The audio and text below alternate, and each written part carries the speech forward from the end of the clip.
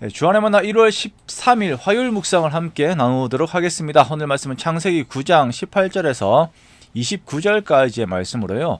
노아의 연약함이라고 하는 제목을 함께 묵상을 나누도록 하겠습니다.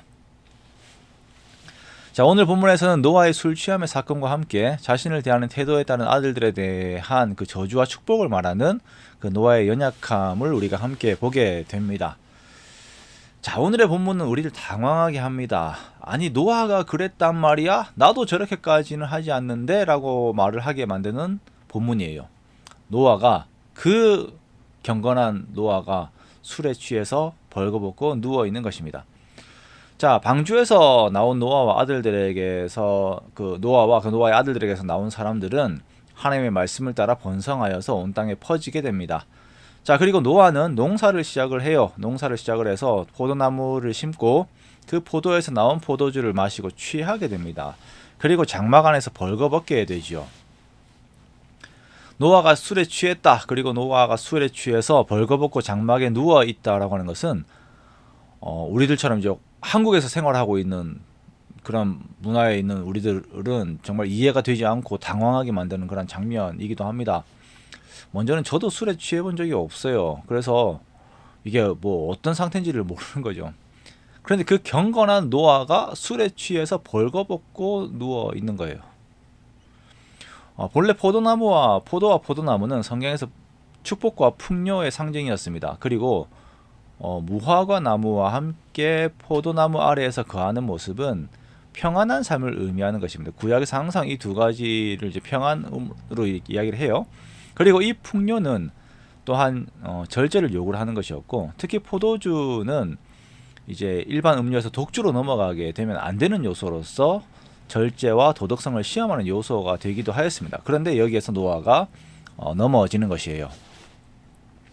아담과 하와도 선악을 알게 하는 나무의 열매를 먹고 난 이후에 자신들의 벌거벗음이 수치인 줄을 알고 자신들을 가렸습니다. 그런데 새로운 인류라고 할까요? 다음 인류의 그 시작점인 노아는 그 수치도 인식하지 못하는 인사불성이 되었습니다.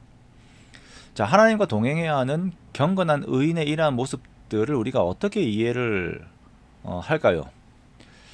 마치 홍수 이전의 사람들의 모습과 같은 이 노아의 심정을 이 홍수 이전의 사람들과 같은 모습을 보여주고 있는 이 노아의 심정이 어떤지를 우리가 알 수가 없습니다.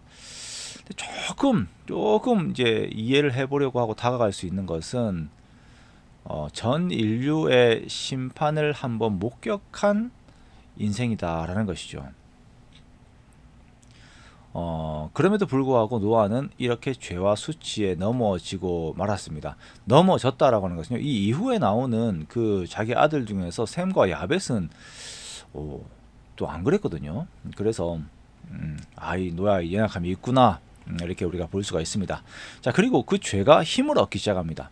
자, 아무도 보지 않았다면 모르겠지만 노아의 아들 함이 이것을 보게 됩니다. 그리고 아무런 조치를 취하지 않고 그 아버지에 대한 내용들을 자기 형제들에게 알립니다. 그가 이렇게 한 이유는 아버지를 조롱하고 부끄럽게 하기 위함이 되겠죠. 죄 앞에서 아담과 하와의 관계가 깨어진 것처럼 죄 앞에서 함과 그 아버지의 관계, 노아의 관계가, 그리고 질서가 깨어지게 됩니다. 자, 벌거벗은 아버지의 이야기를 들은 셈과 야벳은 아버지의 몸이 드러나지 않도록 감싸기 위해서 일부러 아버지의 그 부끄러움을 보지 않기 위해서 뒷걸음쳐서 가서 겉옷을 덮어드리고 얼굴도 이제 뒤로 돌려서 절대 그 몸을 보지를 않습니다.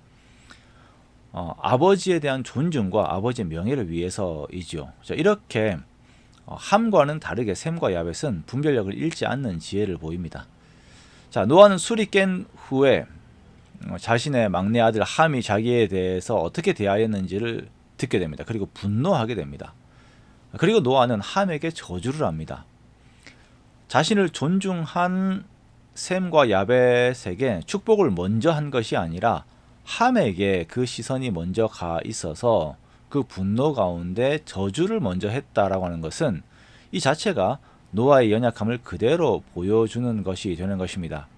분명 이 일에 있어서 과오는 노아 자신에게 있었습니다. 그러나 노아는 자기 자신을 보지 못하고 함의 잘못에 모든 초점이 가 있습니다.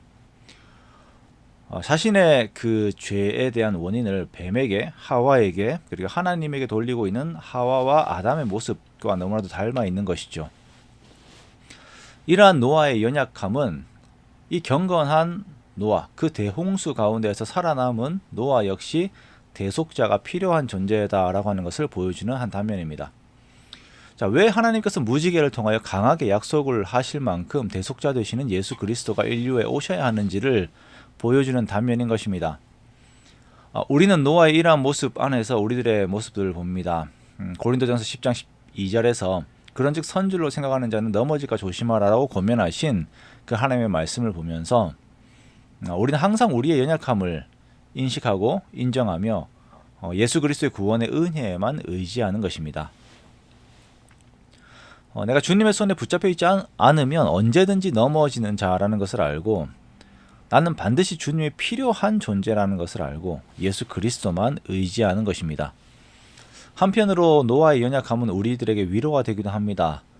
나만 연약한 것이 아니라 그 경건한 노아도 넘어짐을 보면서 우리가 우리의 넘어짐 안에서 완전히 좌절하지 않기를 원합니다.